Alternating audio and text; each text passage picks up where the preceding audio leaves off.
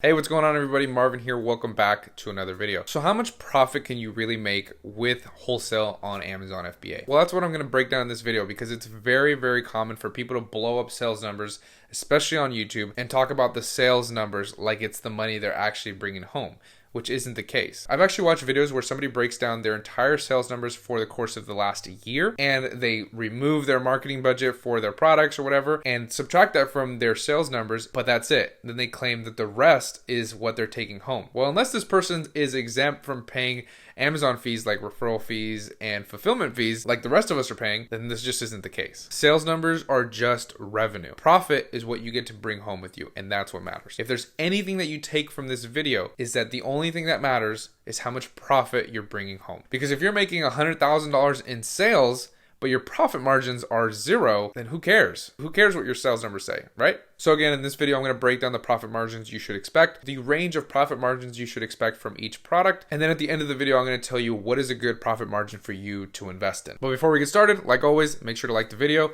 boosting the algorithm, help me out, YouTube Jesus. Now, profit margins vary from all the business models on Amazon. Retail arbitrage, you can find some huge margins, but you're constantly trying to find those deals, find those products within a store, and you don't always have access to those products, right? You don't have access to those products each and every month. And now private label margins are claimed to be the highest of all the Amazon FBA models, but you also have to invest in PPC amongst an array of other things in order to get your product up and going. And then with all of that, your marketing better be on point, because if not, then your profit margins are going to be zero. So where does wholesale fall into all of this? Well, I believe profit margins for established wholesalers range from 20 to 35%. Me personally, I average every single month 25 to 30% profit margin. But these margins are great in my opinion. Even if you're getting a 20% margin or a 30% margin, I think that's fantastic, because let's say that wholesale has the lowest margins amongst all the other business models, right? I don't believe this to be the case, but let's say it is, right? Let's say it's the lowest margins as far as all the other business models. Although it's the smallest margins, it's the easiest to scale. So once you scale, you're getting 30% of an enormous pie compared to 50 to 60% of a smaller pie. Also, let's say you're hitting $10,000 in sales at a 20% profit margin from that revenue of $10,000 in sales. So you are bringing home $2,000 in profit, but you didn't invest $10,000 worth of inventory to get $10,000 worth of sales. So let's say you invested $5,000 and you were able to reach $10,000 in revenue as far as sales goes that shows up on your account, but you're still getting $2,000 profit back. Well, if you only invested $5,000 and you're getting $2,000, you're not technically getting 20% margins. You're getting 40%. Does that make sense? I know that was a lot of numbers. Confused myself. Now, as far as profit margins for each product that you're investing in, this has a huge range.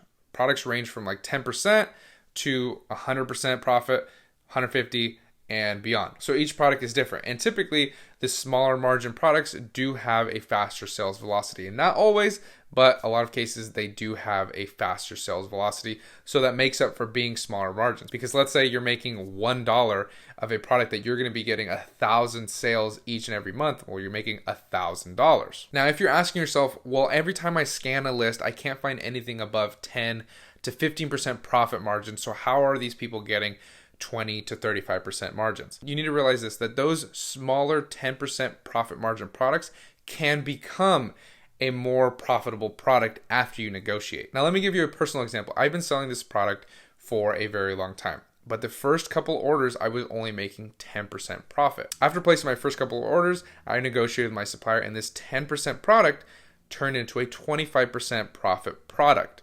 You see how that works? So there is room for improvement with some products. This isn't going to be the case with all the products. And I think a lot of people miss these opportunities and they oversee the potential that products do have because they're just chasing these 20% products, these 30%, these 40, 50% products, and they don't see the opportunities that are right in front of them. So take a step back, slow down, see if these are replenishable products, and see if there's room to negotiate, which will increase your profit margin. So what percentages do I recommend people to invest in? Well, like I said, I believe a lot of people overlook those smaller margin products, those 10% products. And I don't really understand why.